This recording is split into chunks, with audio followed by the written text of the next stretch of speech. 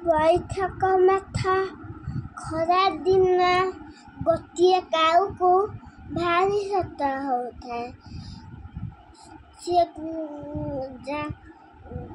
ଯାଇ ସେ କହୁଛି ବି ମାଠିଆରେ ପାଇଲାନି।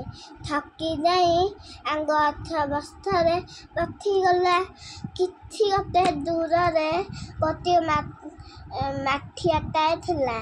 ତା ଦେହରେ ଅଳ୍ପ ପାଣି, ତା ଥଣ୍ଟ ପାଇଲାନି। ସିଏ କହିଲା, କ'ଣ କରିବ?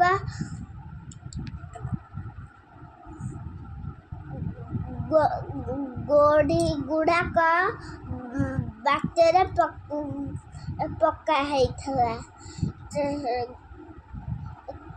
କାଉଟିଏ ଗୋଟେ ଗୋଡ଼ି ଆଣିକି ମାଠିଆରେ ପକାଇଲା। ପାଣି ଉପରକୁ ଉଠିଲା।